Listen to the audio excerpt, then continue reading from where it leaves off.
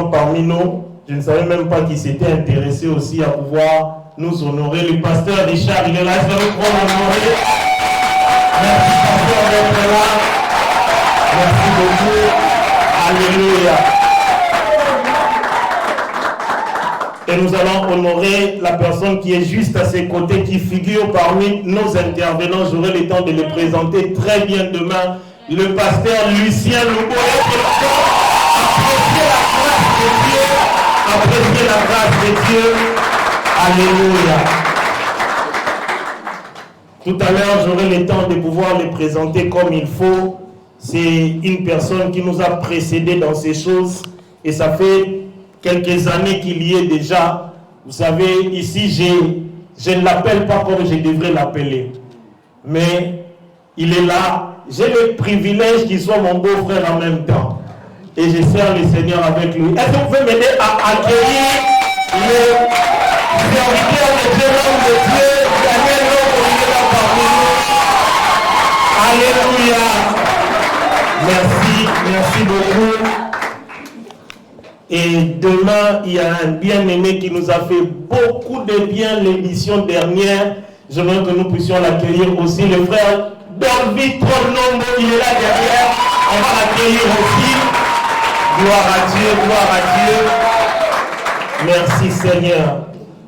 Et je vais accueillir quand même quelques bien-aimés qui nous ont fait l'honneur de pouvoir répondre à l'invitation que nous leur avons adressée. Nous accueillons l'église Soleil de la Vie représentée par le bien-aimé Daniel Manitou et les deux serviteurs de Dieu qui sont là. Je vais juste vous mettre debout. On va vous accueillir. Merci beaucoup. Merci beaucoup. Dieu vous bénisse. Alléluia. Et vous savez, je suis très surpris de voir ce que le Seigneur fait avec la chorale. Ils n'ont pas encore trouvé leur nom. J'ai dit guerre de la victoire junior, mais ils ont dit non, on va chercher. Vous me cherchez des problèmes aussi en même temps.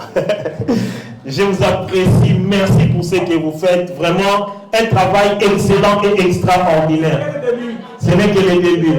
On va vous apprécier aussi en même temps. Merci. Gloire à Dieu, gloire à Dieu, gloire à Dieu. On était en train de nous présenter tout à l'heure notre sœur Gériel. Les initiales qu'elle est en train de citer, je n'ai même pas travaillé dessus.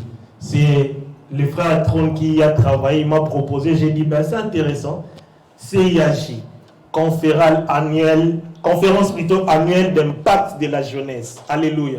Je lui ai dit quand même, est-ce qu'on peut inverser les deux lettres parce que tu as dit conférence annuelle d'impact. Mais comment tu fais précéder I de A? Il m'a dit non, ça s'est fait.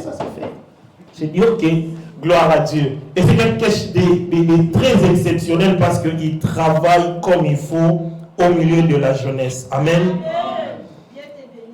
Bien-aimés, je n'aurai pas beaucoup de temps. Je vais juste nous expliquer certaines choses et je laisserai soin à ceux qui vont venir juste après moi de pouvoir entrer en profondeur sur le thème. Amen. Le Seigneur était en train de me parler un jour alors que j'étais en train de prier. Il m'a dit la mentalité du royaume. Moi-même déjà, je ne savais même pas dans quelle direction j'allais parler de ces choses. Il était même prévu que nous soyons que deux dans l'intervention, dans les interventions.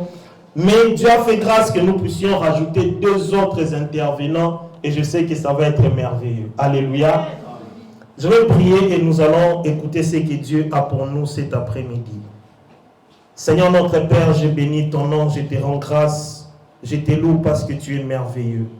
Merci pour ces instants, Père éternel, que tu nous accordes. Permets à ce que ta pensée soit transmise à ton peuple. Je prie dans le nom de Jésus que tu puisses atteindre tes buts pendant ces 2 jours. Ma prière est que, Seigneur, le but pour lequel tu t'étais fixé, lorsque tu nous as parlé de ces thèmes, et que tu puisses les atteindre en ces 2 jours dans le nom de Jésus. Dans tout ce qui sera fait, dit ici en ces lieux, laisse que toute la gloire te revienne à toi et à toi seul. Toi qui es Dieu, qui vit et règne pour toujours et pour le siècle.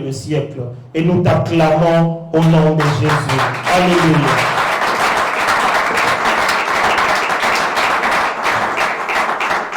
Amen.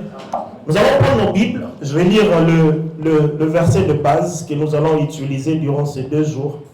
Nous sommes dans le livre de Romains au chapitre 12. Si nous pouvons nous mettre debout pour honorer la parole de Dieu. Romains le chapitre 12, je lis le premier et le deuxième verset. La Bible déclare ceci. Je vous exhorte donc, frères, par les compassions de Dieu, à offrir vos corps comme un sacrifice vivant, saint, agréable à Dieu, ce qui sera de votre part un culte raisonnable. Ne vous conformez pas au siècle présent, mais soyez transformés par le renouvellement de l'intelligence, afin que vous discerniez quelle est la volonté de Dieu, ce qui est bon, agréable et parfait. Ce qui est bon, agréable et parfait. Nous pouvons nous mettre dans la présence de Dieu. J'ai vu 2 autres invités qui nous ont honorés. Est-ce que vous pouvez m'aider à accueillir le berger Joël de La Vie Abondante, s'il peut se mettre debout. Merci berger d'être là. Alléluia. Et juste à ses côtés, il y a le pasteur Chanel, mon frère. Est-ce qu'on peut l'accueillir parmi nous? Gloire à Dieu, mon frère. Merci de nous honorer de votre présence. Bien-aimés, vous savez, nous sommes dans un texte qui figure parmi les fondements même de la foi chrétienne. Le texte que je suis en train de lire tout à l'heure. Et je vais vous donner quand même un aperçu déjà de ce qui est de ces textes. L'homme qui a écrit ce texte, c'est l'apôtre Paul que nous connaissons, je l'espère en tout cas. L'apôtre Paul est en train d'écrire à l'église qui était à Rome. Et vous savez, une des choses qui est très importante, l'apôtre avait l'habitude de faire, de pouvoir réglementer certaines choses qu'il y avait dans les églises où il avait fondé. Il y a des églises où lui-même était passé, il a fondé, il a laissé les bases, il a mis un de ses fils et il est parti.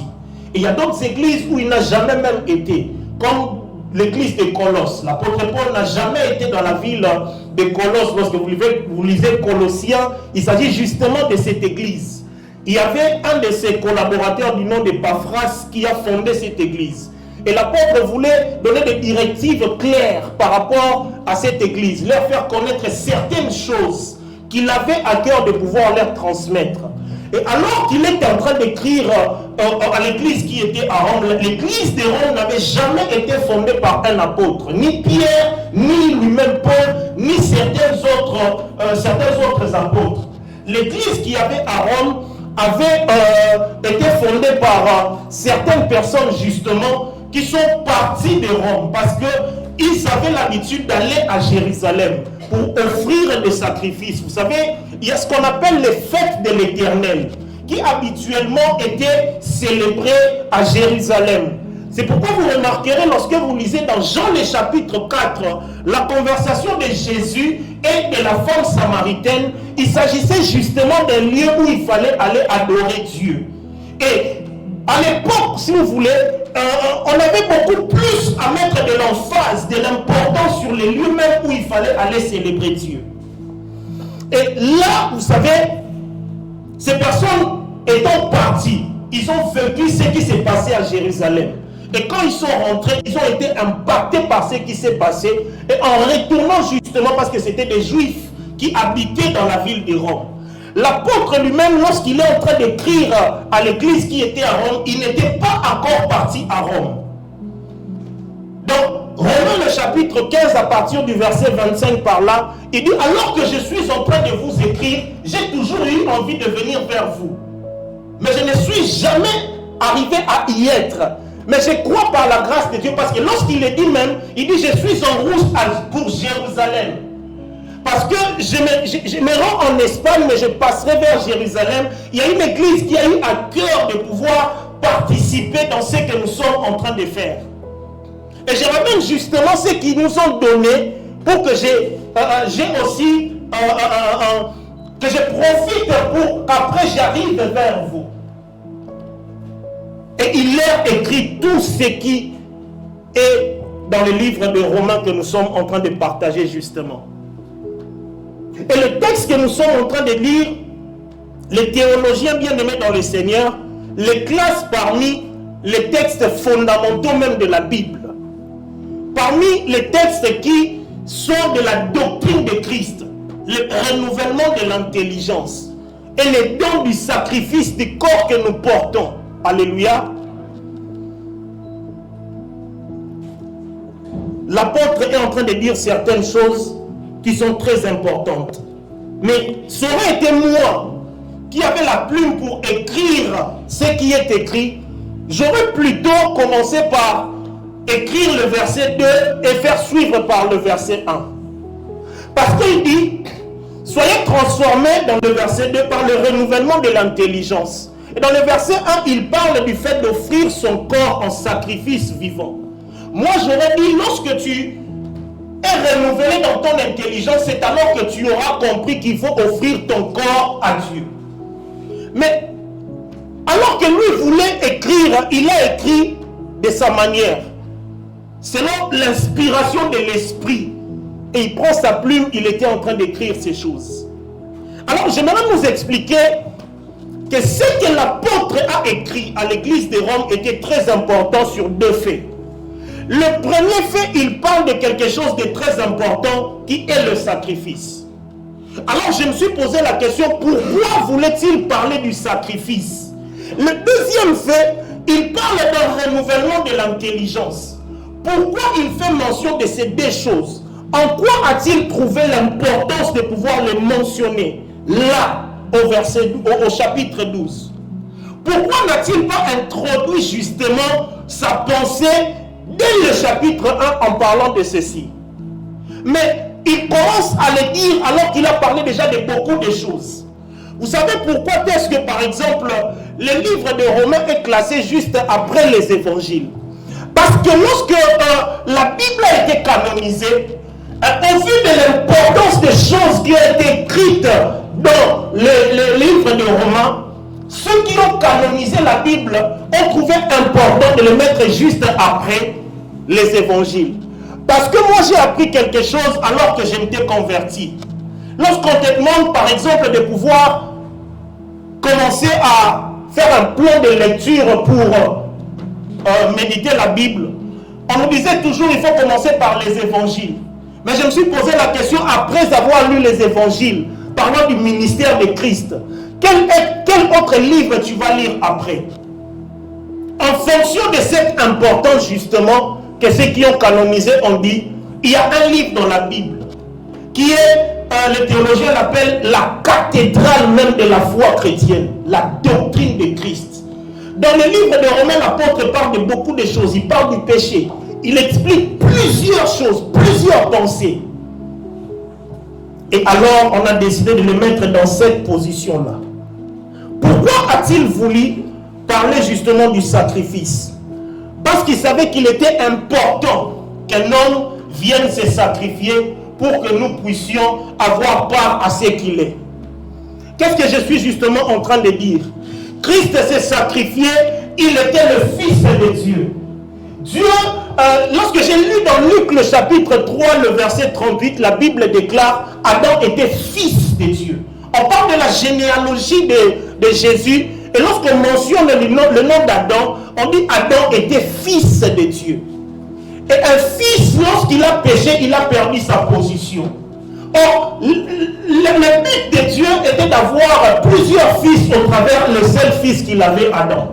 Mais lorsque ce fils se perd, quel est l'autre moyen pour que Dieu puisse engendrer d'autres fils? Il a fallu envoyer le Fils unique. Il lui a fallu envoyer Christ justement. Parce que c'était question de perdre un fils pour en gagner plusieurs. Christ étant la sémence qui est entrée dans la terre. La terre où Adam qui avait péché a été tiré. Lorsque celui qui vient après lui, le second Adam, parce que ce n'est pas le deuxième, c'est le second parce qu'après lui, il n'y aura pas d'autre. Lorsqu'il vint, il rentre sous terre, il engendre beaucoup de fils après lui. Et c'est ce que la Bible dit dans le livre de Jean, le chapitre 1, le verset 12. À ceux qui l'ont reçu, à ceux qui croient en son nom, elle leur a donné la possibilité, le pouvoir de devenir enfants de Dieu. Lesquels sont nés ni de la volonté de la chair, ni du sang, mais de la volonté de Dieu. En perdant un fils, il a gagné plusieurs que nous sommes aujourd'hui. Alléluia. Pourquoi a-t-il voulu parler du sacrifice?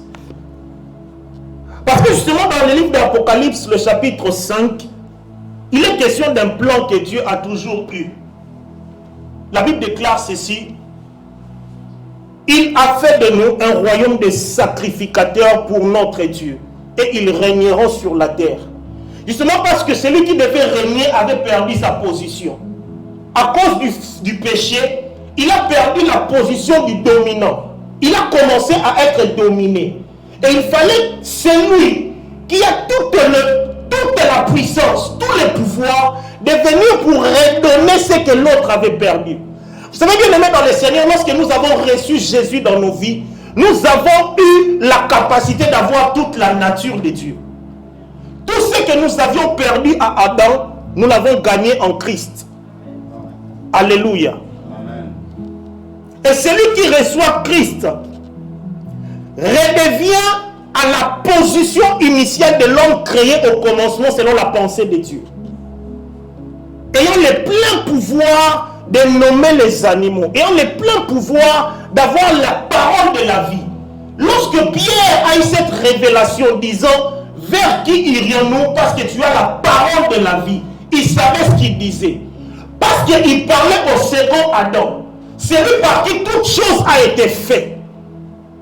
La parole qui engendrait tout ce que Dieu était en train de dire au commencement. Alors, je vais retourner avec nous au commencement. Parce qu'un jour, on est en train de poser une question à Jésus dans le livre de Matthieu. Jésus va dire quelque chose de très important.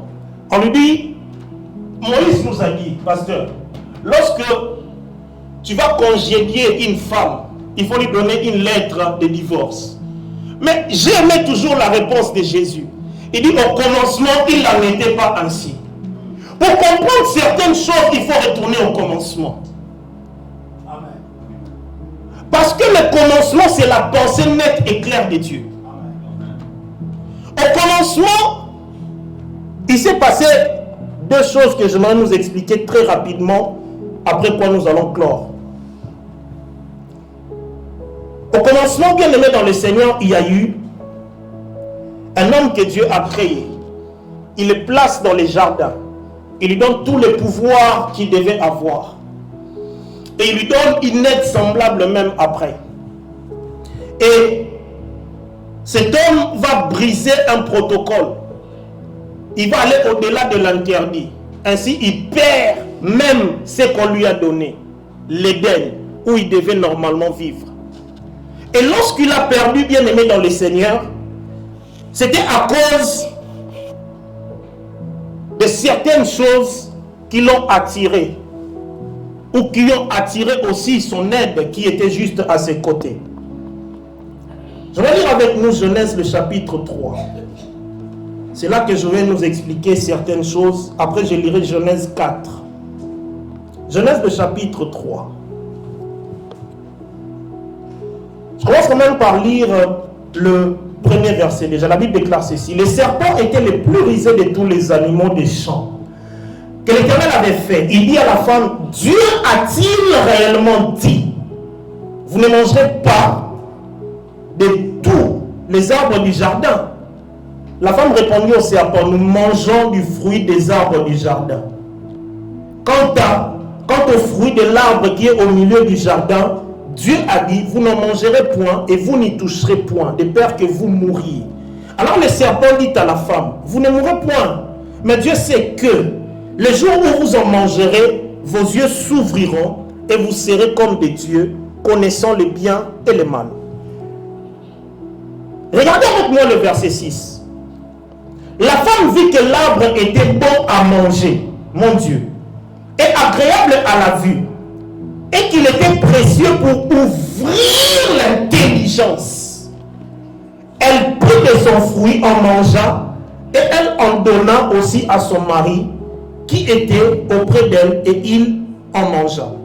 Je vais quand même me limiter juste là. Je me suis posé une question lorsque j'ai médité sur ces versets. La femme avait toujours vu cet arbre. Mais les jours où on lui parle de cet arbre, elle voit cet arbre d'une autre manière. On t'a toujours parlé de quelque chose. Plutôt, tu as toujours vu une chose. Tu es toujours passé. C'est là où tu es, dans ton environnement. Tu n'as jamais fait cas de cela, connaissant peut-être bien l'interdit.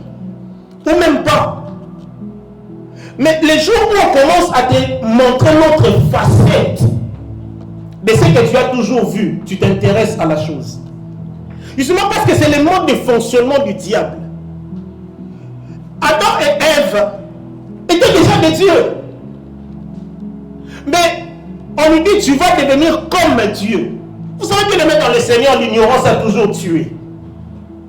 Parce que lorsque tu ne te reconnais pas, lorsque tu ne sais pas ce que tu es et ce que tu as, tu auras tendance à brader ce que tu as de très important pour quelque chose d'inutile. C'est ce que même Esaü a eu à faire. Il dit, qu'est-ce que moi je vais faire du droit de naissance, ne sachant pas que la bénédiction ne tombait que sur le nez de la famille. Il faut avoir un regard qu'il faut sur ce qui t'environne. Avoir la connaissance de ce que Dieu a déposé en toi. Cela fera en sorte que, quand bien même on va te parler d'une chose, ou de la même chose, sous un autre angle, sachant ce que tu es, ce que tu as, et ce que cette chose est, tu n'auras pas à tomber dans le piège du diable. Il répète la même chose lorsqu'il va voir Jésus. Il dit, si tu es fils de Dieu, jette-toi, car il est dit sur toi qu'il enverra ses anges, de manière à ce qu'ils te portent sur leurs ailes pour que ton pied ne heurte pas sur une pierre. Le mode de fonctionnement du diable a toujours été de te présenter ce qui est utile pour toi sous une autre forme. Parce qu'il a un but, parce qu'il sait ce qu'il va avoir derrière. La femme va dire, ce que je vais manger, le fruit, était précieux pour ouvrir l'intelligence. Ce qu'elle ne savait pas, l'intelligence, car c'est lui qui a la nature de Dieu. Et ce qui permet de créer, d'imaginer des choses et de pouvoir le mettre sur terrain comme ceci. Elle s'est trompée. Elle a dit que c'est précieux pour ouvrir l'intelligence.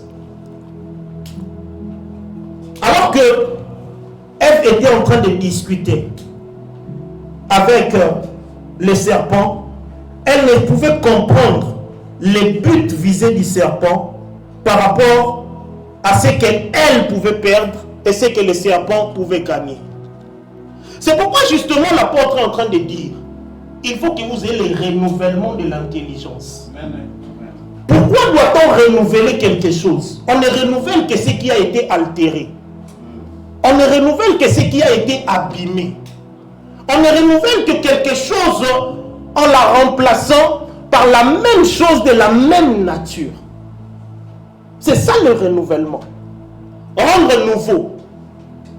Et lorsque l'apôtre est en train de dire, il faut que votre intelligence soit renouvelée, c'est parce que l'apôtre savait quelque chose de très important. L'intelligence de l'homme a été corrompue. Et c'est ce qui a fait en sorte que, imaginez pasteur, aujourd'hui nous portons des habits qui sont faits par la transformation de la peau des animaux, où on tire tout ce que nous portons, les tissus et tout ça. Mais lorsque Adam et Ève vont pécher, ils vont prendre les feuilles d'arbre pour se cacher. Aucune feuille d'arbre n'a été utilisée pour fabriquer des animaux. Et Dieu, étant plus intelligent que les deux autres qui évidemment avaient perdu leur intelligence, va leur démontrer ce qu'il fallait faire. La Bible déclare, il prend la peau de bête et il les cache. C'est là qu'il va leur montrer que vous avez perdu quelque chose de très important.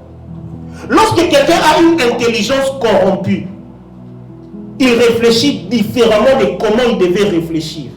C'est alors que le diable a eu à toucher à l'intellect de l'homme, à la mentalité de l'homme.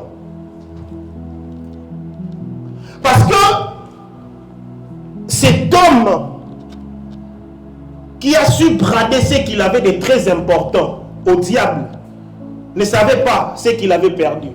Chassé d'Éden, il va commencer à errer. Et vous savez, bien aimé dans le Seigneur, il est très important de comprendre ces choses. Parce que si nous ne les comprenons pas, nous ne saurons discerner la volonté de Dieu. Vous savez, les personnes intelligentes sont toujours différentes des autres. Remarquez-les très bien. Je ne parle pas de l'intelligence de l'école, l'intelligence de pouvoir faire certaines choses à l'école et tout ça. Je parle de l'intelligence de Dieu. Discerner quelle est la volonté de Dieu n'est pas donné à tout le monde. Ce que Dieu veut, ce qui est bon, ce qui est agréable, ce qui est parfait, ce n'est pas tout le monde qui a accès à la portée de ces choses. Parce que une fois que tu prends déjà un autre chemin qui est celui de Dieu, tu ne sauras plus jamais te conduire comme il faut. La Bible dit ceci dans le livre de Jacques au chapitre 3, le verset 13. Lequel de vous est sage et intelligent, qu'il montre ses œuvres par une bonne conduite avec la douceur de la sagesse. Vous savez, quelqu'un qui a une intelligence corrompue ne sait même pas se conduire. Il ne suit pas la bonne voie. C'est la raison pour laquelle lorsque Salomon va devenir roi, il va demander une chose, les cœurs intelligents. Parce que celui qui est intelligent sait se conduire selon la volonté de Dieu. Or, dans la volonté de Dieu, c'est Dieu qui conduit nos pas vers le chemin qu'il est lui-même, Christ. Alléluia. L'apôtre parle d'une deuxième chose qui est très importante.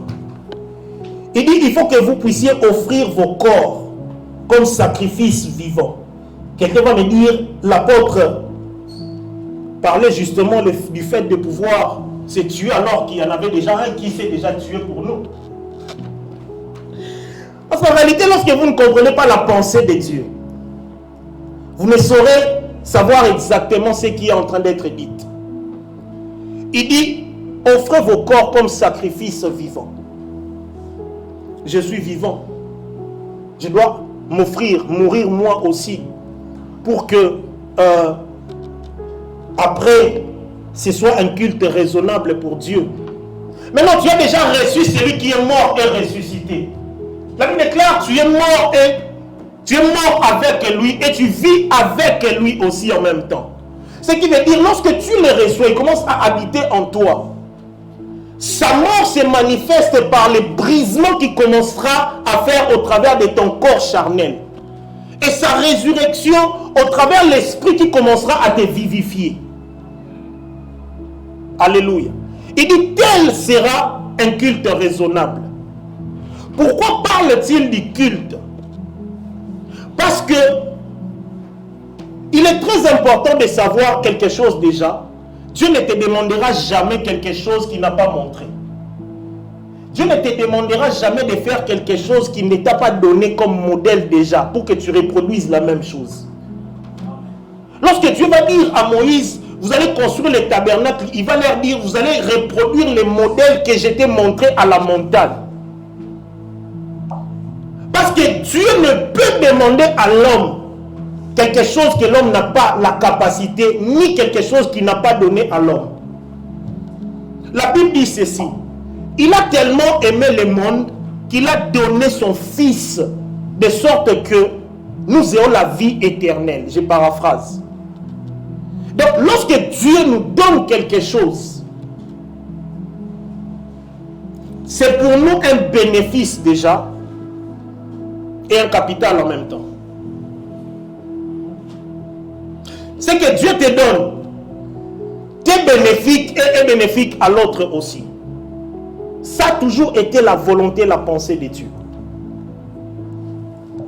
offrez vos corps comme sacrifice vivant. Quand est-ce que lui-même déjà eu à faire le sacrifice? Mais justement, lorsque Adam et Ève vont pécher, lui-même, il va faire un culte. Parce que comment est-ce qu'il peut avoir la peau de la bête s'il ne fait pas un culte? Parce que Dieu a tué un animal et il s'est offert à lui-même.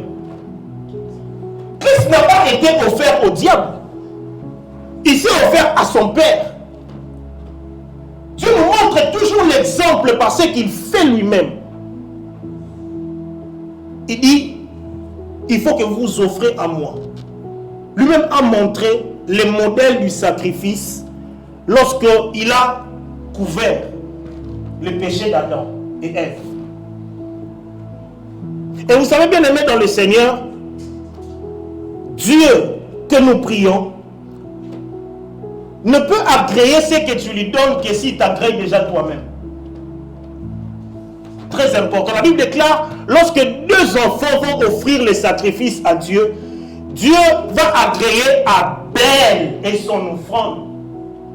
Ce qui est la personne et ce qu'il lui donne.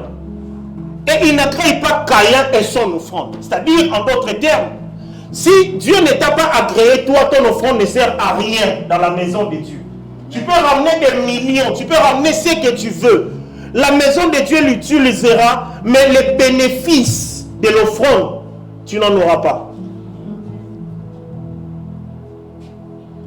Le culte qui est très important qu'un enfant de Dieu doit comprendre, c'est celui de pouvoir s'offrir soi-même déjà à Dieu.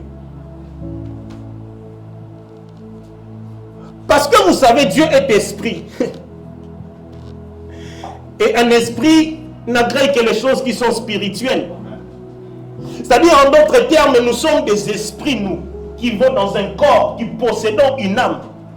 Lorsque Dieu doit agréer, il doit agréer l'esprit que tu es. Et la mentalité de cet esprit aussi en même temps. Alléluia. Comment est-ce que tu es? Comment est-ce que toi-même tu te connais devant Dieu? Cela est très important de le savoir. Tu auras beau donner à Dieu, mais si toi-même tu n'as pas été agréé de Dieu, quoi que tu donnes à Dieu, tu n'auras pas à bénéficier de ce que tu as donné à ton Dieu. Alléluia. La mentalité du royaume. Je vais finir par dire certaines choses très rapidement. Après, nous allons passer à la deuxième intervention. Bien-aimés dans le Seigneur, qu'est-ce que c'est un royaume en réalité? Vous devez savoir une chose, c'est qu'un royaume est différent d'un pays. Un royaume est très différent d'un pays. Si le pays est délimité et que dans la manière de gérer un pays, on doit se limiter à nos limites, le royaume, c'est une question de conquête. C'est pourquoi, lorsque la Russie est en train d'attaquer l'Ukraine, tout le monde s'élève. Parce qu'on est dans la configuration des pays. Mais on aurait été à l'époque où Rome, là où Jésus même est venu. Jésus est venu à l'époque où son pays, sa nation, est dominée par les Romains. L'époque de conquête. Pourquoi Dieu fait appeler où il est un royaume? Parce que nous devons gagner les nations. C'est la mentalité que nous devons avoir. Écoutez-moi, église de Clermont-Ferrand, écoutez-moi, jeunes gens de la ville. Alors que j'étais en train de préparer ce que je suis en train d'exposer devant vous, Dieu me dit une chose. Écoutez-moi très bien. La Bible dit dans le livre de Joël 2 au chapitre 28, vos pères auront des songes, mais vos jeunes gens des visions. Je ne sais pas si on l'a toujours compris. Nos pères ont rêvé certaines choses à Clermont-Ferrand. Nous devons avoir la vision de matérialiser ces choses. Et cela passe par la conquête. Quelqu'un qui a la mentalité du royaume ne peut pas être dans le contentement d'être dans les quatre coins là où nous sommes ici. Ça, ce n'est pas la mentalité du royaume. Nous devons gagner ceux qui sont en dehors d'ici. C'est comme ça que que Dieu veut que nous puissions commencer à voir les choses. Vous savez, lorsqu'on parle d'un royaume, je vais vous donner un exemple par rapport aux ambassadeurs. Vous savez, un ambassadeur, c'est un représentant d'un pays dans un autre pays. Lorsque nous sommes sur la terre, nous sommes citoyens du royaume, nous sommes comme des ambassadeurs de notre royaume sur la terre. Nous devons avoir une façon de voir différente de ces siècles. Nous devons avoir une façon différente de voir de ceux qui sont avec nous. C'est comme ça que la Bible dit, lorsque vous irez dans 1 Pierre, le chapitre 2, la Bible dit, lorsque vous serez au milieu des païens, et une attitude différente d'eux. De sorte que quand bien même ils vous calomnient, lorsque Dieu les visitera, qu'ils comprennent à qui vous appartenez. Je paraphrase, je l'ai dit à mes mots. C'est comme ça que lorsque nous sommes dans un siècle, le siècle où nous sommes, où certaines choses sont tellement normales, Dieu dit à Ésaïe, dans le livre d'Ésaïe, le chapitre 8, n'appelle pas conjuration, c'est que ces peuples appellent conjuration. Donc, ne répète pas les mêmes choses que ceux qui sont autour de toi. Ne te conforme pas à leur manière de comprendre certaines choses. Ne réfléchis pas comme eux.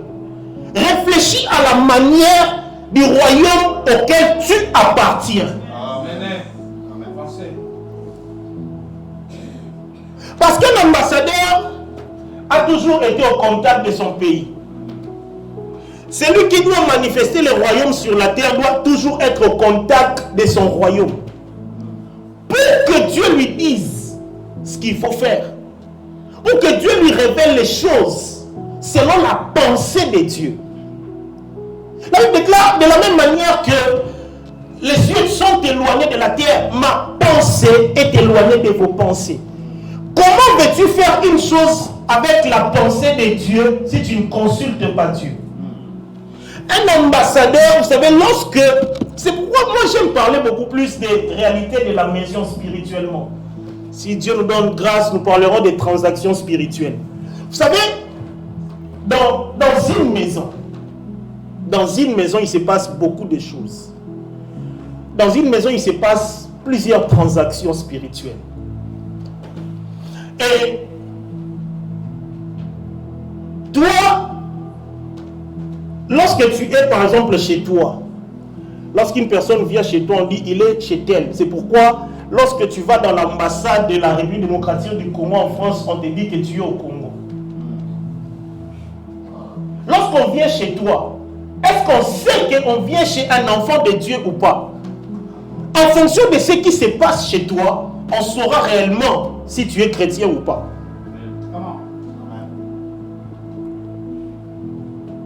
Parce que un citoyen du royaume est très différent. Lorsqu'ils arrivent dans Antioche, on va dire, c'est des chrétiens. Antioche, il y avait d'autres juifs aussi. Donc on savait les voir non par leur accoutrement, mais par leur manière de faire certaines choses, de parler. C'est pourquoi lorsque Pierre est en train de renier Jésus, on lui dit, mais tu parles comme cet homme. Une personne avec qui tu parles fréquemment, tu auras cet tic. Tu parleras comme lui. Et lorsqu'on est en train de parler du royaume, laissez-moi réellement vous dire quelque chose de très important. Si chaque pays a sa langue, notre royaume aussi a sa langue. J'ai vu une vidéo où une personne était en train de dire c'est quoi ces choses-là, frère.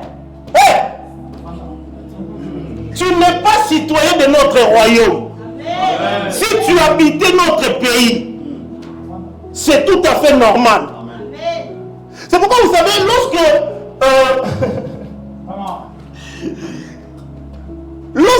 expliquez-moi comment est-ce possible. On arrive à donner, pasteur, à un homme du nom de Joseph la responsabilité de tout un pays. J'ai toujours aimé ce que le pharaon a dit. Joseph explique les songes.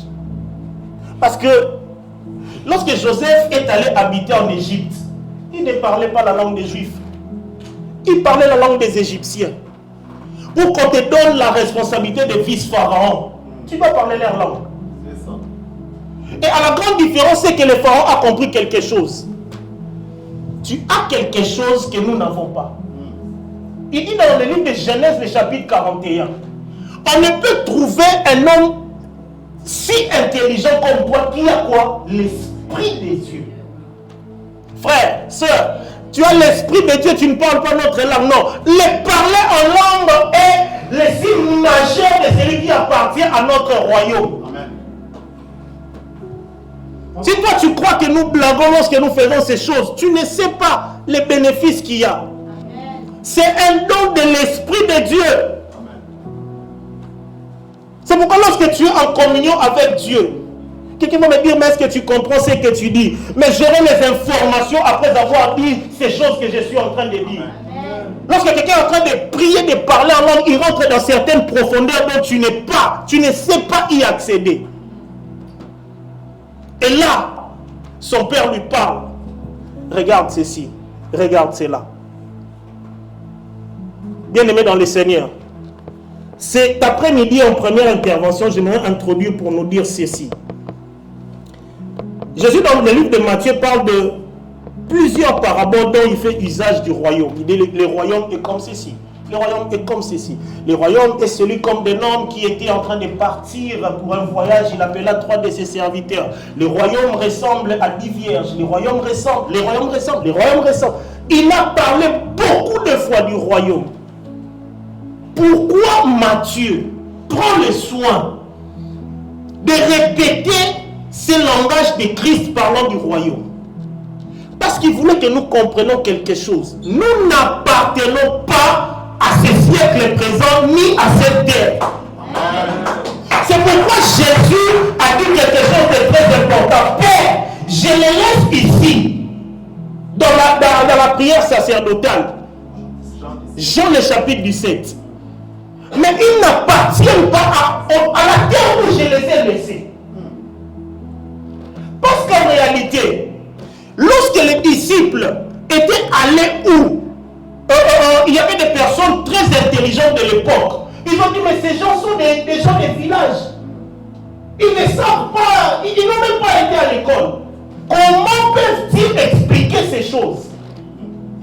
Frère, lorsque tu es au contact avec Dieu, tu as une intelligence renouvelée. J'ai entendu des témoignages sur des personnes qui n'ont jamais été à l'école. Parce que vous savez, nous, au pays, on étudie en français. Mais ce n'est pas la langue de notre pays. C'est même devenu une des langues officielles du pays. Et au pays, on a tendance à dire qu'il est intelligent lorsqu'il parle français. Bon, c'est faux. Mais des personnes qui n'ont jamais été à l'école, qui n'ont jamais appris à parler français, qui étaient la radia brasaka, la radia brossé. Un jour, ils commencent à parler en français, on se dit, oh, non, non, c'est impossible. J'ai suivi un témoignage l'autre fois d'un homme de Dieu qui disait, il y avait un papa qui a appris une langue, il parlait, je crois, latin, quelque chose comme ça. Une langue où il ne maîtrisait même pas certaines notions très très bien de la langue, mais il en savait quand même. Un jour, alors qu'ils étaient au culte, il y avait une maman qui vendait, je crois, du pain ou quelque chose juste à côté de l'église.